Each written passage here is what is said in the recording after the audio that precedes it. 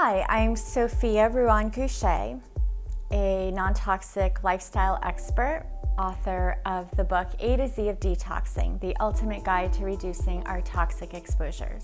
It wasn't until I was about 34 years old when I became a mother for the first time that I started becoming concerned about the toxic chemicals and heavy metals in our everyday products. So as I tried to figure out what all the simple things that I can control, I ended up with hundreds of tips. And then I realized, okay, I need to prioritize, strategize, what are the high impact tips?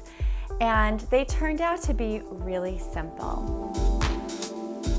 So to begin with, wearing no shoes in the home is really high impact because the bottom of our shoes will track in pesticides from outside. There's so many things that are brought in from the outdoors, not just dirt. And when I was learning about this, I had little babies crawling on the floor. So for about 10 years now, we haven't been wearing shoes in the home.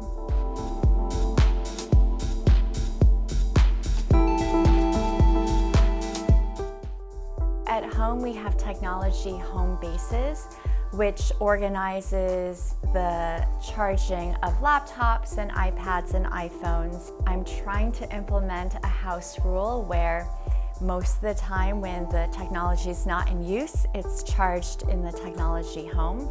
Out of sight is out of mind. So if people don't see the laptops and iPads lying around, they also don't really think about getting on and trying to negotiate with me on screen time.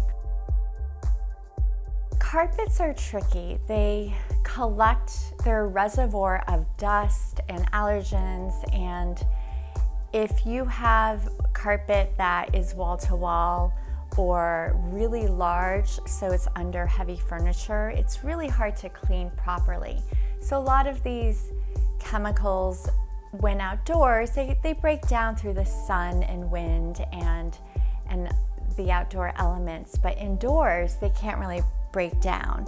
And so I avoided carpets for a long time and realized that noise echoes a lot, and it's just much more cozy if you do have some carpets, and children really are more comfortable crawling on carpets.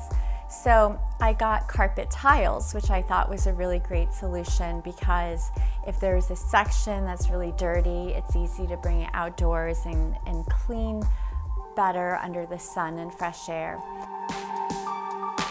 For paints, you want to ideally choose ones that have 0 VOCs or volatile organic compounds. So in the children's bedrooms, the paints on the walls are 0 VOC, but we wanted it to be fun too. And rather than wallpaper, which is so fun aesthetically but requires a lot of glues, which can be toxic, we hired a graphic artist to sketch artwork on the walls with non-toxic like paint sticks. Originally, I bought tons of plants because they help detox the air, but I started to notice that they were really soothing and relaxing just visually, and having to take care of them, I think I have over 60 plants. But it reminds me that I'm a living being also, because as I walk around to check on the dryness of the soil or prune the dead leaves, it pulls me away from my computer where I spend too much time. But it does end up reminding me I need to go out and get some sunlight and fresh air and hydrate. And so it's actually helped force more balance by pulling me away from the computer. It's brought a lot more wellness into my life than just detoxing my home's air.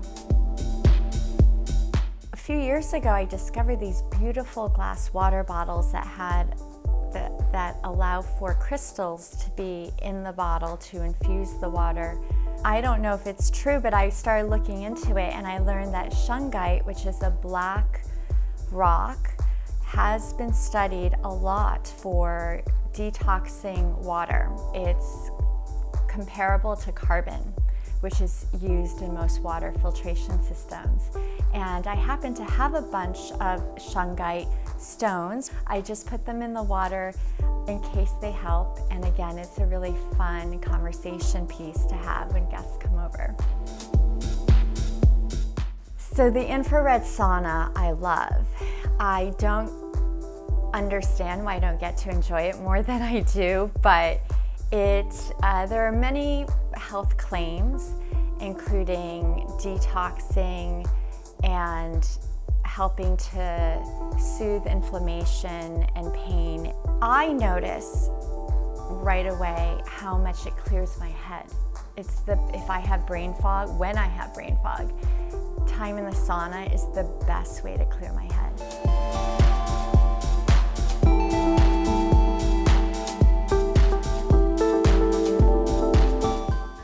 My children spend a lot of time on the artwork they make for my husband and I, and so I started displaying their artwork more. It does cheer me up because whenever I look at that corner or in my office nook when I see some of the really elaborate artwork they've made, and they've made me little books and written really cute notes, it does lift me up inside. You can follow me on Instagram at Ruan Living and sign up for my newsletter at nontoxicliving.tips. And subscribe to Well+Good's YouTube channel for more episodes of Self-Care Nation.